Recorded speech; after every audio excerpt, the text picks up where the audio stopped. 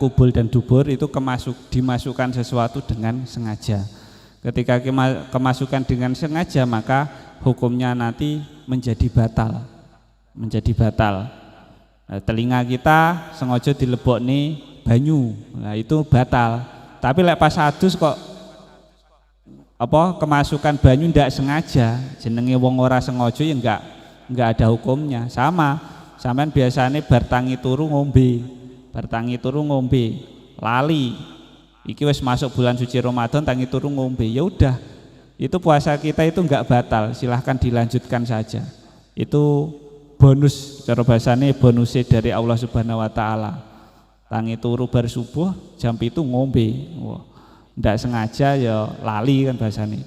Itu nanti puasa kita tetap dilanjutkan saja dan tidak batal. Karena orang yang tidak sengaja, lupa dan yang lain tidak sengaja, lupa, tidak tahu. Nah, tidak tahu itu nanti tidak terkena hukum. Semisal kita puasa ya puasanya tetap lanjut dan puasa kita tidak batal. Semisal kita mbiyen diajari waktu cah sik cilik puasa dan kita tahunya puasa itu cuma wajib menjaga makan tok semisal. Lah, itu nanti kita kok nggak tahu ternyata ngombe ya nggak oleh, minum itu tidak boleh. Ternyata kita minum di bulan suci Ramadan karena tidak tahu. Lah itu tidak apa-apa, dilanjutkan saja. Tapi ketika sudah tahu, ada ustadz bilang bahwa minum itu membatalkan puasa. Lah itu nanti baru kita nanti harus menjaga diri dari makan minum dan juga melakukan hubungan suami istri. Pun nggih, Mbak Rika, ampun. Nggih, sampun. Nah, sudah nggih. Nah, untuk tinggal 10 menit lagi saya habiskan dulu fardunya wudu. Wasani sudah. Wasalisu utawi kang kaping telu iku aljimaun jima. Amidan kehalih nejo. Wa amal jima'u ana penutawi jima nasian halih lali fakal aklu mongko kaya mangan nasian halih lali. Yang ketiga rukunnya puasa adalah jima, menjaga diri dari jima hubungan suami istri dengan sengaja ya. Sedangkan jima hubungan suami istri tanpa sengaja maka itu hukumnya seperti halnya makan yang lupa, tidak apa-apa, tidak sengaja jima, tidak sengaja mangan, sudah puasanya lanjutkan saja. Warabiu utawi fardune poso kang kaping 4 iku ta'amadul qai nejo mutah. Falau ghaliba mongko lamun nglindhe ing man apa alqai'u mutah lam yabtul mongko ora batal apa saumuhu posone man. Yang keempat itu adalah sengaja memutahkan sesuatu dari perut, semisal dengan cara disogroi tenggorokane akhirnya mutah, maka nanti puasanya seseorang itu menjadi batal. Nah, jadi kita jaga jangan sampai kita sengaja mutah, kecuali ketika mutahnya tidak sengaja, naik mobil, naik bis kok mutah, ya puasa kita enggak batal karena hal tersebut tidak sengaja. Ketika kok sengaja disogroi atau wetenge semisal digepui untuk tujuan perutnya itu dipukuli dengan tujuan agar mutah, itu nanti ya bisa membatalkan. Tapi ketika kayak naik mobil kena AC atau tiba-tiba mutah dengan sendirinya, maka puasanya tidak batal, tinggal dikumuri dan puasanya dilanjut, tidak apa-apa.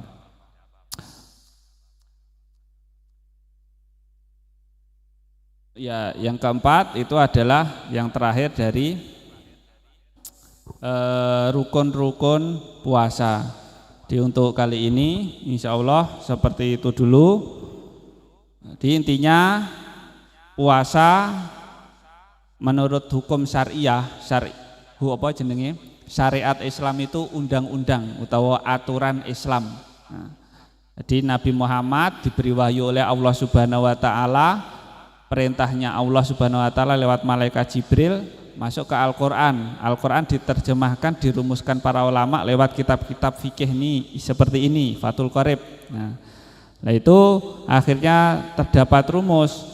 Puasa itu apa yang diwajibkan oleh Allah? Puasa adalah menjaga diri dari hal-hal yang membatalkan dengan niat yang sudah ditentukan. Terus syaratnya puasa yang pertama itu adalah Islam, balik itu sudah mencapai dewasa, berakal dan juga mampu melakukan puasa.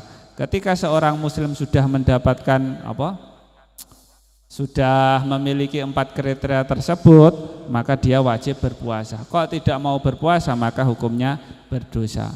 Makanya seorang non-Islam tidak dituntut untuk berpuasa.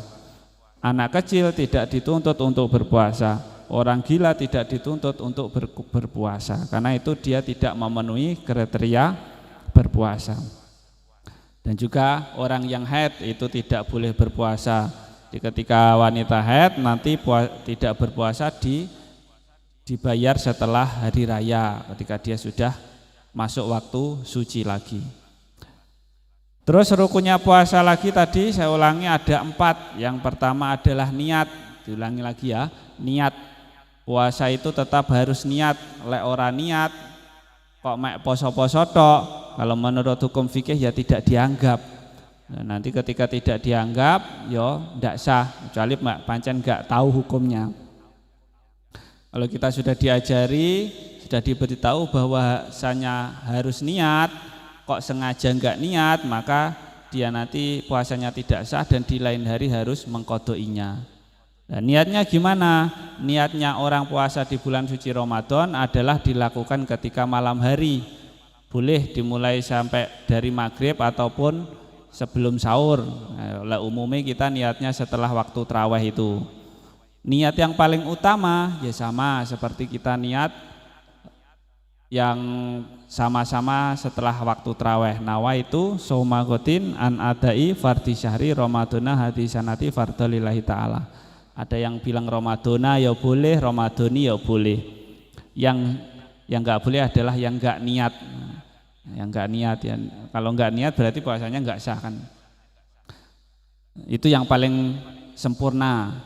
Kalau niat yang paling simpel, nawa itu soma Ramadhani, Ramadhana boleh. Saya niat puasa Ramadan. Loh, niat itu apa ora oleh nggih basa Jawa, basa Indonesia tok, Pak? Boleh saja.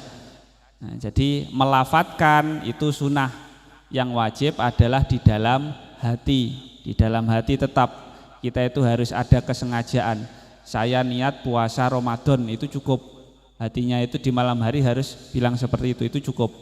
Tapi yang paling utama hatinya itu tetap yang paling sempurna. Saya niat puasa Ramadan untuk hari besok di tahun ini fardhol lillahi ta'ala. Itu yang paling sempurna.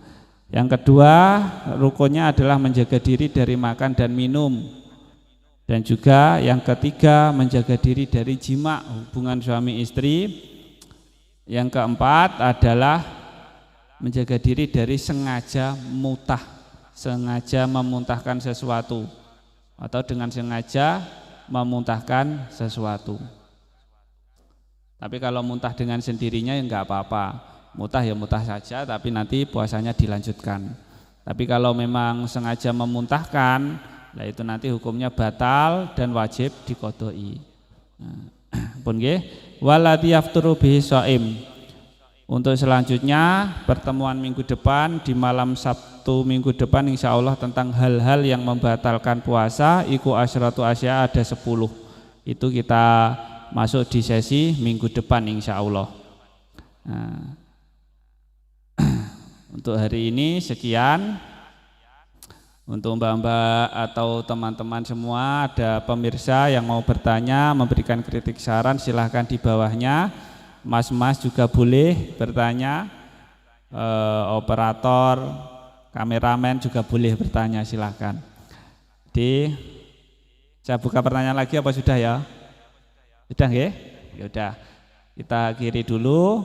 Untuk malam ini yang mau tadarus silahkan, mau istirahat silahkan, untuk mau berkegiatan lain silahkan. Dari saya ada kurang lebihnya saya minta maaf. Wabillahi taufiq wal hidayah. Wassalamualaikum